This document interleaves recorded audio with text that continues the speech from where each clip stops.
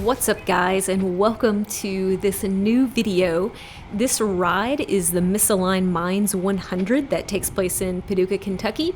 So it's like a charity ride, like charity group ride. So it's not a race or anything like that. And I was just kind of using it for a training ride.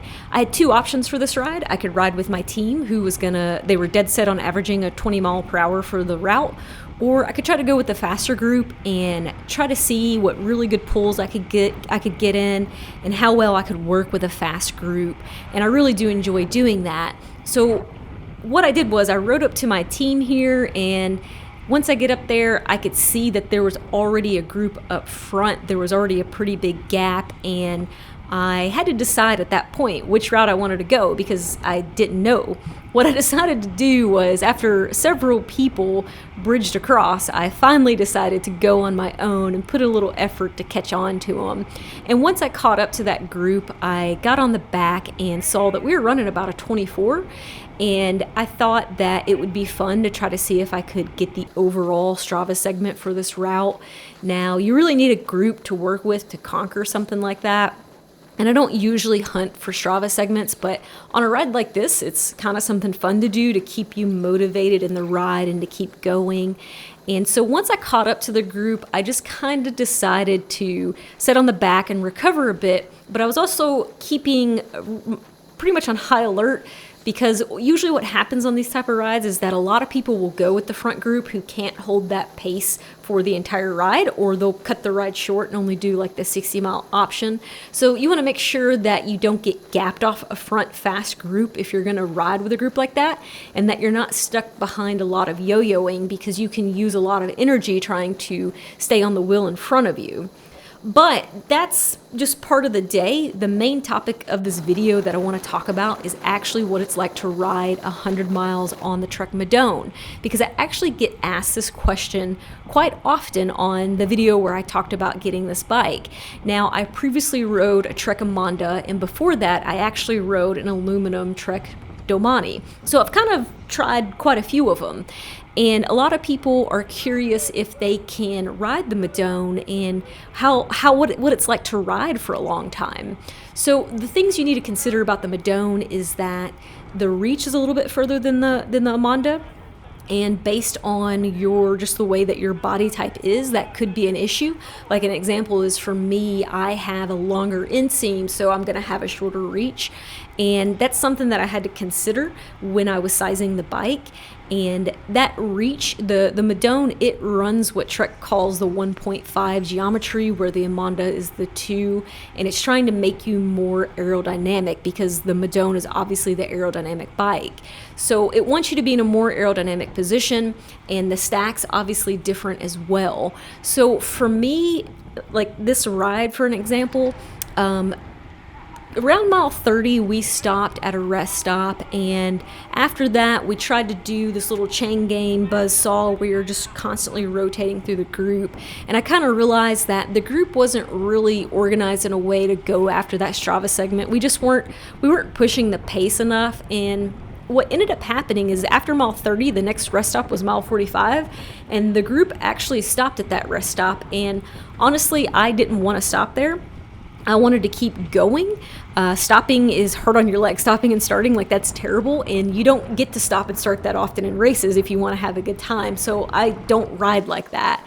So I went on at the 45-mile rest stop. Everyone else stopped, and I went on my own. The headwind was terrible, and I rode the next 55 miles by myself. I thought the group would re-catch me. Obviously, a group that big should have been able to make up a lot of time on me, but they were just stopping at all the rest stops, and I didn't stop at every one, and when I did stop, they were very quick stops. So I spent the 55 miles by myself with some crappy headwinds. So I feel like I had a pretty brutal day on the bike. And so to talk about how I felt, about mile 55 to 60, I did feel some tension in my lower back. Now to talk about that, I have a very small disc protrusion between L3 and L4. I think it's from just having bad posture my entire life. So if you're young and you're listening to this, you should set up straight. But anyways, so maybe my back is a little bit weaker, but as you guys know, I do a lot of strength even during the season, 2 days a week. So I feel like I've been building those muscles up. So just the fact that, you know, the geometry being different on this bike, it's making my lower back muscles compensate for that just a little bit. And that's why I start to feel it in my lower back. Now, if you're trying to decide between the Amanda and the Madone, you want to consider that. You want to consider your flexibility as a person. If you have flexibility issues now, you're going to feel those on the Madone because of that reach being a little bit further. Now, I think the reach is probably fine for me. I think it's actually the stack height might need to come up a little bit. And I can still add a spacer underneath my bars and adjust the bars just a little bit. But that's obviously going to pull me out of the aerodynamic position just a little bit. But I'm not sure if it will matter because I'm such a short rider.